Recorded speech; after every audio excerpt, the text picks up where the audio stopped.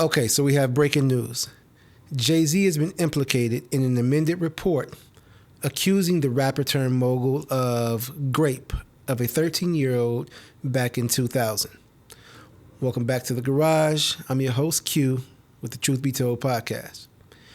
Now, this anonymous 13-year-old girl is accusing both Jay-Z and Diddy of SA. Following an MTV Video Music Award ceremony, this 13-year-old was driven to apparently an after party where she was given a drink which made her feel lightheaded and woozy.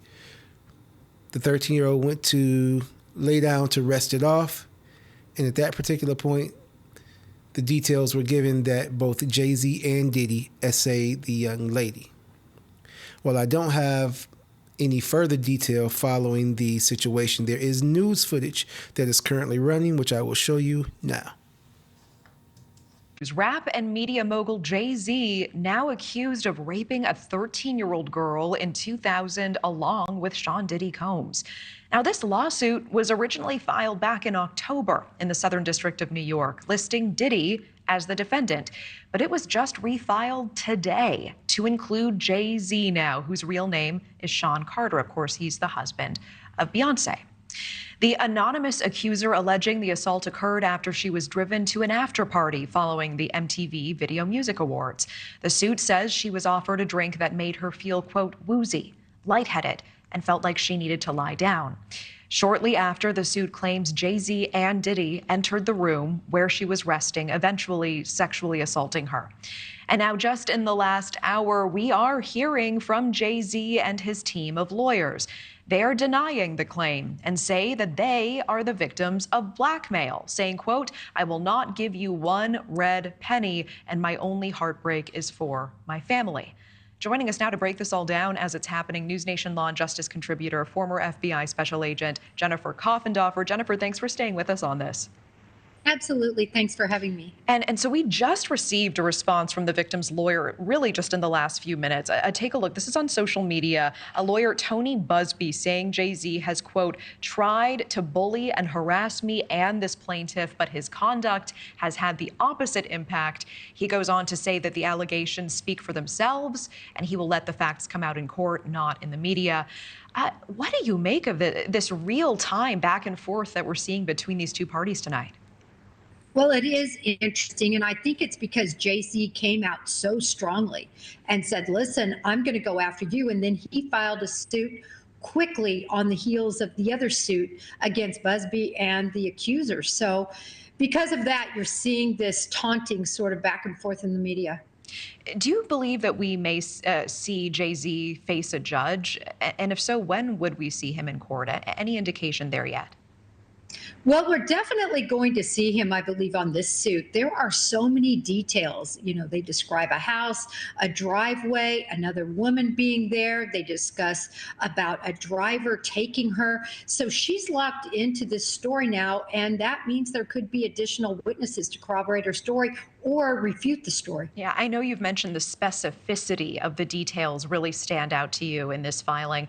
Do you find it strange that the filing originally did not include Jay-Z, just Diddy, and now Jay-Z is suddenly added today? I mean, does that make Jay-Z's addition in any way less credible, or is this not, in fact, so unusual? It's not unusual when they're still digging up information and facts to prove the allegations that they're trying to make. In addition, remember, this 13-year-old says there's a female there. That has not been disclosed either. That will be very interesting because she could be culpable in this as well. Yeah, that is interesting. Do you expect we are going to be seeing other celebrity names added and refiled in other lawsuits involving Diddy? I do. I think this really has a web that wraps around many different people, and I think we're going to see a lot more people named. Tell me more about the details of any potential blackmail. We do see Jay-Z and his team really coming out swinging, making that allegation. Wouldn't that be a fairly easy allegation to prove? I mean, if in fact Busby reached out trying to blackmail him, wouldn't they have the receipts for that? Well, what happened was Busby reached out and offered a mediation session. said that his client was amenable to that. I think that is what Jay-Z is sort of extrapolating as being some sort of, extortion or bribery situation. And really, that shouldn't be seen in that light. Jennifer Coffendorfer, I know we'll be tracking this. Appreciate your time tonight, as always. Thank you. Thanks for. Okay, so there you have it. I don't know what's going on right now. This music industry is going to cause America to turn upside down. I can't make heads or tails of it. Now, the question I do have is, how did a 13-year-old get from the MTV Video Music Awards to apparently a house? I'm assuming that this was a house. I'm not saying it was Diddy's house or anybody's house, but the fact that this 13-year-old was given a drink and then led to a room to rest off the effects of the drink is kind of indicative of what we know, or what we've been told has been going on at the freak-offs. So I'm not here to make any accusations. I'm just saying we are in trouble. We are in trouble. We are in all kind of trouble.